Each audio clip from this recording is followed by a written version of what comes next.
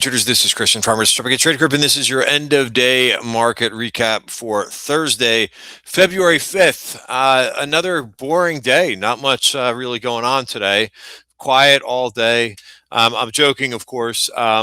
Another day where risk assets really got hit today.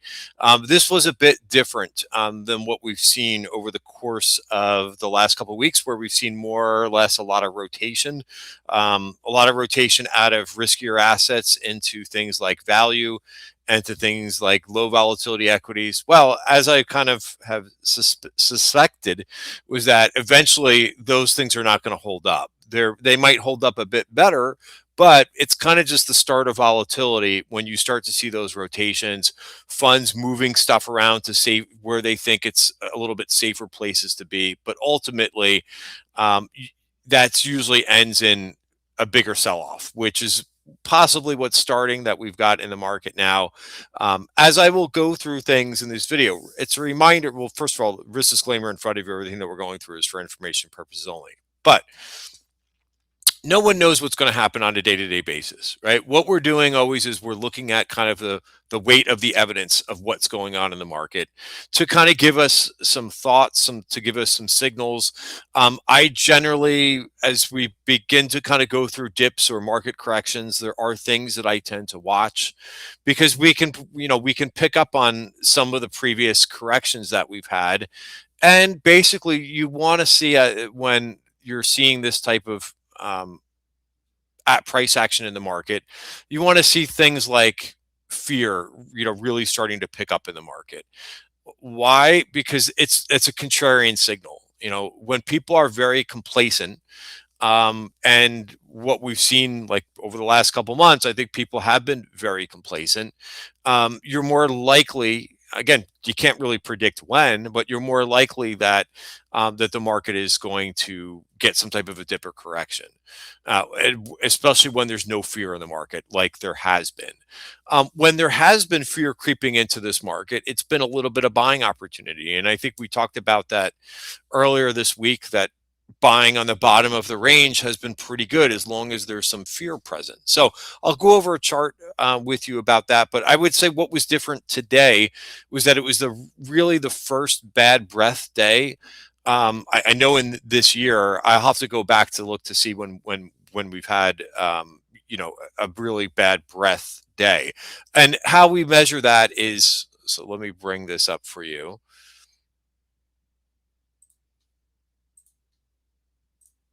Is we tend to look at I know you can't see this on the bottom of my screen, and I'll take off the camera so that you could just see the chart. But we've got a measure down here. Again, I can't really zoom it in for you. Let me see if I can bring this up. Maybe you could see that a little bit more clearly now. Now I just can't get down there. But anyway, it's the top line that I'm trying to show you here, that the up volume for the day was 28%. Now, like yesterday, for example, I think most of the day the up volume was like 50%, right? There's a lot of rotation going on. The market, I actually like things zoomed in a little bit like this. But let me take this down a little bit. But the previous days that we've seen this week, it's been a rotation out of high growth, and it's been a rotation into value, and hence the breadth has been, some days has been pretty decent. And again, yesterday it was pretty good. So what you tend to look for is like washout days. So was this a washout day that we have on our hands? No, not a washout day, but it's getting closer. And again, it's when I tend to look at a market dip or correction, you're kind of going through step by step where things need to take place. For example, like on the first, like if the market starts to sell off, like the overall market down 1 or 2%, and there's just no fear about it at all, and people are still willing to kind of buy the dip, then usually you're going to have more downside. It's just the life cycle of a dip or market dip or correction. One other thing before I forget too, whenever we're going through this type of situation, right, they're not easy situations. So if you're having a really tough time with this market, I get it. Dips and market corrections are not fun, but they do happen. They happen every year, right? And there's usually 2 or 3 times a year when they do happen.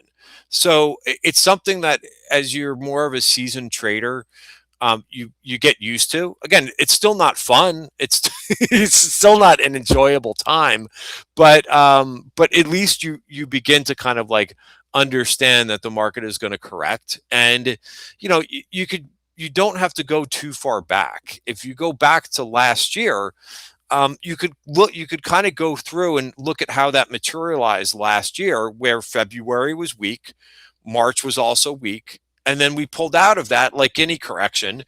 uh, Once things are kind of have cleared a little bit, and then once there's doubt in the market, then the market tends to rise back up. Now, we don't know when that's going to happen, so none of us have a crystal ball. So what you do is you exercise risk management, right? And you have to cut some trades for losses, right? And I think a lot of traders have been going through that for a number of months, particularly if they were trading more growth stocks than anything else, right? You got stopped out of trades. So I'm going to talk about a couple concepts here, and of course, I'm not going to go through one by one different areas of the market, but we can certainly go through and look at a couple things that also rhyme. Like, look at what the ARK Innovation ETF is doing right now.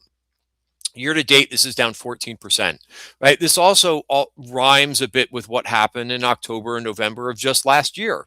The market was kind of holding up to some extent, or going down slower, but things that the IBD owns, which is a lot of high growth, and the ARK Innovation ETF, right?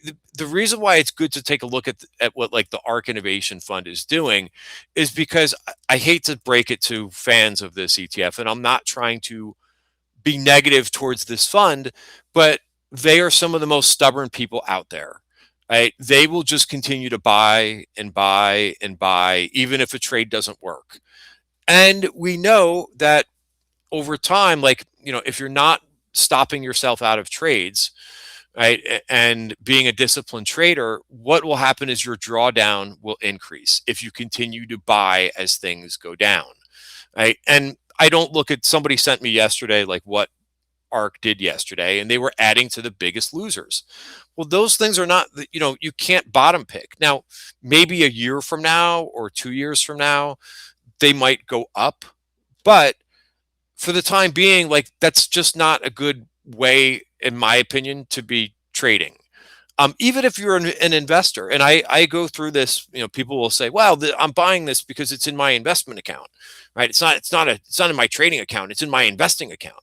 Well, it doesn't matter really, because you don't want losses in your trading account, nor do you want them in your investment account either. And again, please don't mistake. I'm not trying to pick on them, but if you look at the ARK Innovation ETF over the last 5 years, it's about flat, right? So it has to do with their style of trading.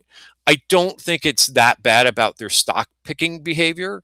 You know, well, I mean, I guess you could argue a little bit about that too, is that they keep buying things that are in down, or that are in downtrends, or that don't look particularly good. For example, like, I think one of the things that they added to is Robinhood. Well, Robinhood is cratering right now, right? So you don't know where the bottom is in for when things begin to slide like that. They could be down another 10, 20, 30% the way that they're going. And that's why you exercise risk management, right? And if you're not doing that, odds are you're going to have a bigger drawdown. Hence, they're down 14% year to date, and the market is essentially flat, or down 1%.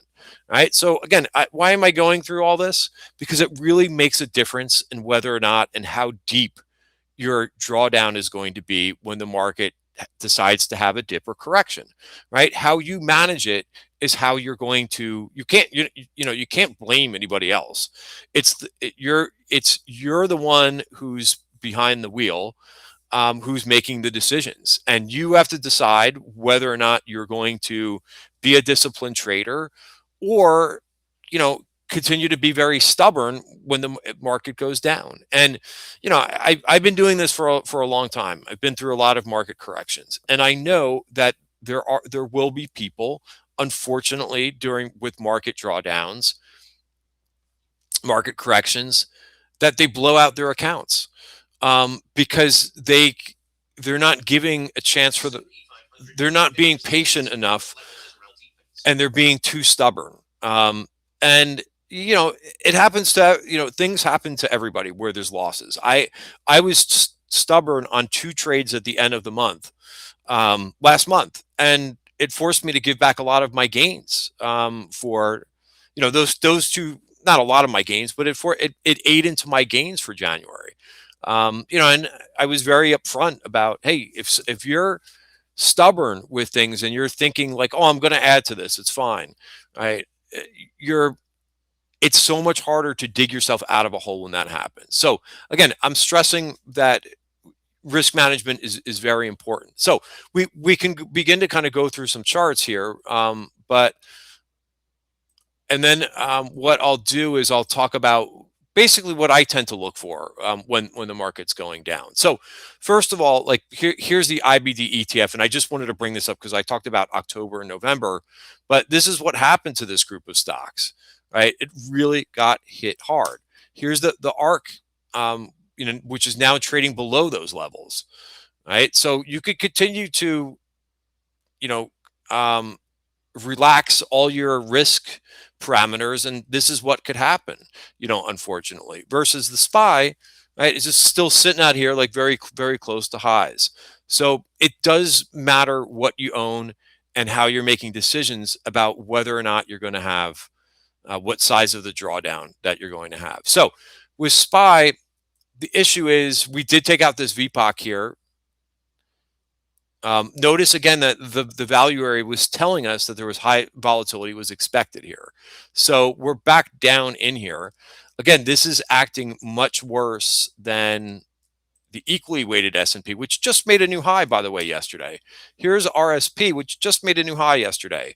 So again, what this means is that the bigger cap names, the Mag 7 names are really causing a lot of damage, for the market right now. And again, I think if when you look at the cues, you could see that's more apparent, right? Now, are we coming into some support? We are. And reminder that when we talk about support, or when I talk about like a downside VPOC being taken out, where a lot of buyers and sellers previously met up, they are levels of, their interest levels, right? It becomes These areas are high profile areas, and it becomes a battleground between buyers and sellers. Who's going to win out, right? Are the previous where there's support, where we know that there's a good area of support, and that's coming right at, 592.67 in the Qs. Are buyers going to step in there? Well, we don't know yet. And that's why it becomes uh, a big level of interest. Now, how would I trade that if I wanted to say, okay, I'm going to try this as a short, not as a short, I'm going to try to buy that. Well, what you do is you always try something with a stop and say, okay, I'm going to put my stop 1% lower, maybe 1.5% lower. I'm going to give it a shot and see if that level of interest works. But if not, this market could do whatever it wants to do. It doesn't have to stop at support. If there's many more sellers in this market, then it's going to push through support, and it's going to push through a VPOC, right? And I think that happened with Bitcoin today too. I put this out on Twitter earlier, and I said, hey, there's a level right here of support. And by the way, like sometimes we overshoot, right? So this could be something that tomorrow, like we hold on to, but it's too early to tell that, you know. So that's something to keep in mind, for Bitcoin. But again, Bitcoin is doing, what's going on with Bitcoin and what's going on in software is these things are moving together, very much so. So, one other point that I wanted to make is with the bottom calling of the software, and I put on a trade yesterday, and I put on a defined trade where I can only lose $1.60 in a, call spread. And if I lose that $1.60, so be it. And as I mentioned yesterday, I would not go long this and trading stock in this because it's too volatile. Like you can't, like you could come in, like if I put on a long, or if I put on a long like any of the last couple days, you walk in and some of these things are down 3 or 4%. So if you're thinking that you're going to put like a 2% stop on some of these things, you walk in and you're down 4%, that doesn't really work either. So you have to control how you're approaching this market, and also dialing down the size with what you're doing too, because the VIX is over 20. Right? And I hope everybody knows that, right? When the VIX is over 20, you don't need the same position size as when the VIX was 15, because the volatility is much greater, right? And the swings in the market are much bigger. Um, One other thing that I wanted to mention about software, just thought provoking, because I certainly don't have the answer to this, but we heard Google yesterday, CapEx spending, they're spending $175 billion more on this AI stuff. Amazon, after the close today, announced that they're spending $200 million. So there's people who are out there, and clearly the market doesn't like that because it's a lot of money to be spending. Um, but if you're thinking, you've heard a couple of people come on and say, well, I think that the software industry will only be 50% disrupted. Well, that's great. That's maybe what you're thinking now. But I'll tell you, if Google's spending $175 billion and Amazon is spending another $200 billion, they're going to make more advances in AI. And that is going to cut into things like software usages.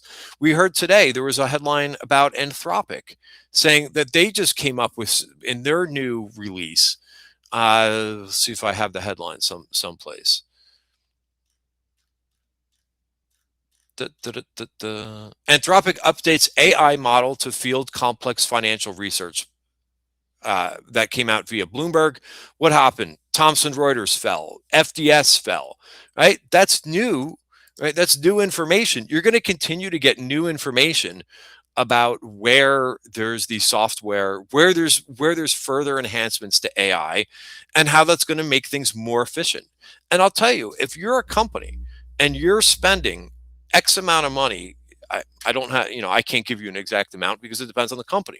If you're spending such and such money every month, every year on cybersecurity and on digital enhancements for your employees to use, like Workday, and if you could find a go around that's not going to cost you however many millions of dollars that they bill companies, of course they're going to explore it to see if they don't. It's the software that companies use and cybersecurity that companies use is a huge expense. Don't you think that they want to get that off their books? So yes, companies are going to be a big user of AI. So I can't tell you what's happening or how much of an impact that's going to have for software, but I could tell you right now it's having an awful big impact. Right? The price action is telling you that. Right? And the price action will always will tell you before the story is out. Right? You'll get stories probably for the next earnings. Many of these companies reported earnings and they're fine, but it will take a while for companies to come out and develop these things, and they're going to say, you know what, Salesforce, I don't need all your whole suite of products that we use. Maybe I only use this much, right? So it will eventually come out, and sometimes like people get surprised. They're like, "Oh yeah, the company just mentioned that they're going to lose X amount of money on this." But it's the price action knows. The price action is already pricing that in, that they're going to get dinged by this stuff. So anyway, I think it's an important concept because I think a lot of people are trying to fathom how much, oh, they shouldn't be down this much. Well, you don't know that. You don't know how much what these companies, what Google and Anthropic and all these other AI models are going to come up with. They're coming up with some really cool stuff, right? And certainly, sorry, they're going to be spending a boatload of money to further enhance things. So it's not going away. Um, all right, so let's get to. I mentioned that I would go through a couple things that I tend to watch. So one of the things that I tend to watch is whether or not there's fear in this market. So what you've got here is, oh, sorry, I'm on the same screen. I apologize.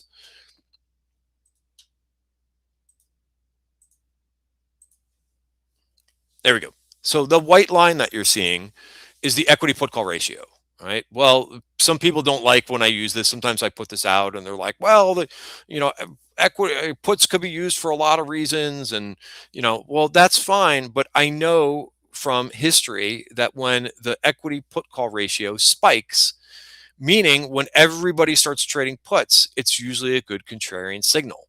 all you have to do is go back to last year, right? Because the yellow line is SPY. So when this thing spiked and when we had when the equity put call ratio got over 1, what happened with equity prices? That's when they bottomed, right? When everybody started to say, hey, I want to short, right? Or hey, I need insurance. That's a contrarian signal. And that's usually when the market puts in a bottom. Now, I say usually because nothing is perfect. Now, look at where the equity put call ratio was yesterday. 0.63. It's nowhere even near up here showing any fear in this market. Maybe we'll see. This won't come out the way that SIBO puts out this data now. Sometimes it comes out at like 8 o'clock at night. So I would be very interested to see if we have a higher rating.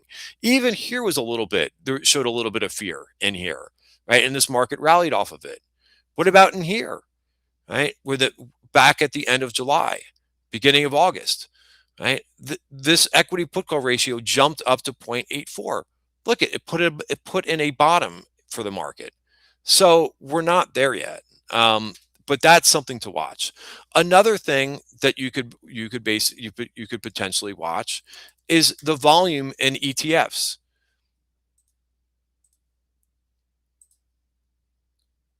Sorry, I'm just trying to go back to the charts. Just give me a second.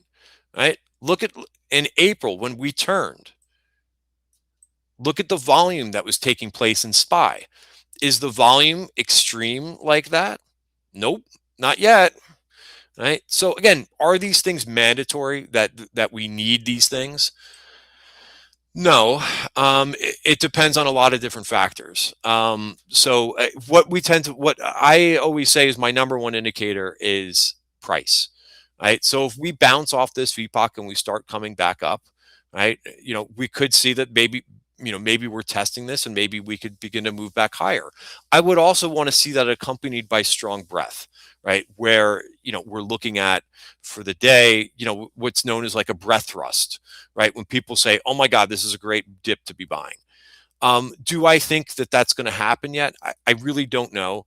I've been concerned. If you've been watching my videos for a while, you know that I've been very concerned about the level of, and let's see if I can just bring this up for you really quickly. But I've tweeted about this several times. And I think this is also why this market has been so difficult for a lot of growth stocks over the last few months, is because there's no cash on the sidelines and people are selling the rips. So if you want evidence of that, right, this is a tweet that I put out towards the end of January, and I talked about how everyone's all in, right? This is evidenced by, number one, if you look at it gives you a sense of what retail investors are doing.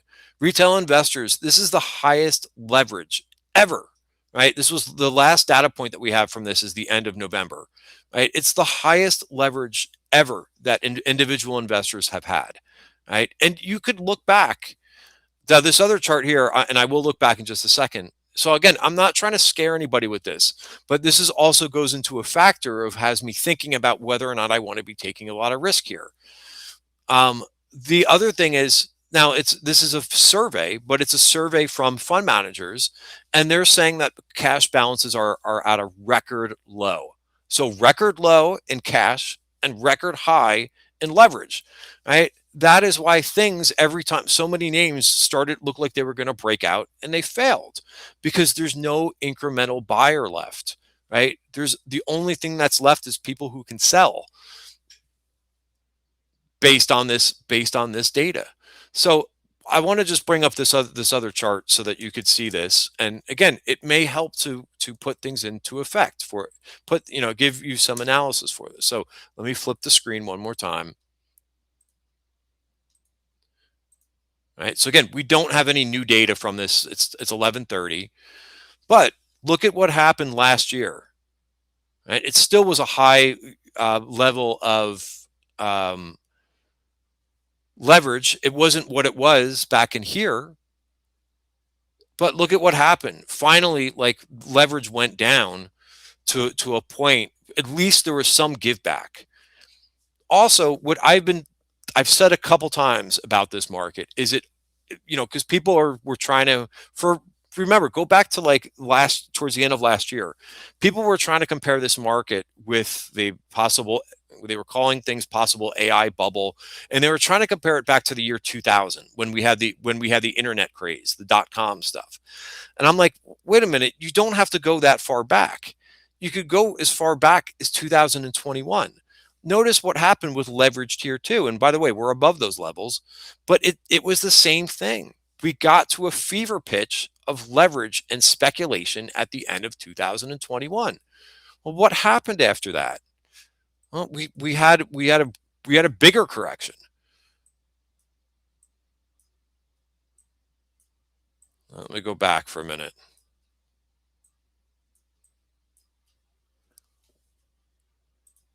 And it's funny how people they forget things. They want to go back to the year 2000. Well, it might be this where we made a new high in January of 2022 with all that leverage from retail investors, and then this happened, right? Remember, that was the fever pitch of SPACs, and just a lot of things. For 2 years the market ran, 2020, 2021. And then, of course, we had issues with a lot of issues, issues with inflation. So I don't think things are the same as this, right? Again, when you go through and look at different corrections, which are bear markets that we had a bear market in 2022, right? History does not repeat itself exactly. So I never like the analog. You'll every once in a while you'll see some numbnut on social media try to overlay two charts and think it's going to happen exactly the same way as it did another time. Well, let me break it to you. It never happens the exact same way, right? But history does rhyme. You could definitely take some lessons from other corrections and other dips, but it never plays out. And I get it. Like whenever somebody does this, it gets a whole bunch of clicks because they think they found like the magic indicator. Oh, I'm going to compare this with 2008. I'm going to compare this with the year 2000. It's always different, guys. It's always different, right? There's going to be corrections. There's always different parameters, right? We don't have the same level of inflation that we had then, right? The Fed wasn't also doing what it was doing then. And speaking of which, this is another thing that I think that the market will eventually, and why I think that we're going to need this at some point. Right, this is Fed fund futures, which we're pricing in, basically no chance of a rate cut happening in March. Well, all of a sudden this hiked up a bit. It's about 25% chance that we're going to get a rate cut in March. Remember, whenever I go through this, people start to say, "Well, I don't think we need a rate cut because of this speculation." I go back, you have to look at the overall level of interest rates. 3.75 is still tightening, right? If we were down at 2%, right, or 1%, and I said, "Hey, I think that the Fed needs to cut interest rates." Okay, you got a point to call me out and say, "Christian, that's ridiculous. We're at such a low level of rate." But we're not right now. We're at 3.75, right? So what would this do? So let's talk about this for a minute. The moves that we're seeing in this market that are jumping all around, right? Where silver's down 12% one day. Growth stocks could be down 10% one day, no problem. There's no liquidity in the system. If you lower the interest rate, what happens? The Fed inserts liquidity into the system and you don't have those moves. But right now, the Fed is still tightening, right? Because the rate is at 3.75, right? So you have to look at the overall prevailing rate versus the action of cutting or raising 25 basis points. All right, that's it for today's video. The main thing that I am trying to communicate here is be patient with this market. Understand that there's a lot of leverage in this market and not a lot of liquidity in this market because the Fed still has rates jacked up to 3.75, which historically for the United States is a pretty high interest rate. It would be a very different situation if the rate was 1.5%, 2%. So let the price action kind of confirm things for you. And again, don't be in a rush. Your competition, a lot of people on who are trading do not have the discipline. They're in there buying the dip every single day, and they're getting damaged and they're getting really hurt, or they're trying to call the bottom every 2 seconds. Don't be like that. Give the market a chance, right? You don't need to try to call the bottom with every 5 minute tick, right? And what happens after every time that we have a dip correction, right? It ends up being a very good buying opportunity, but you have to wait until the institutional buyers step back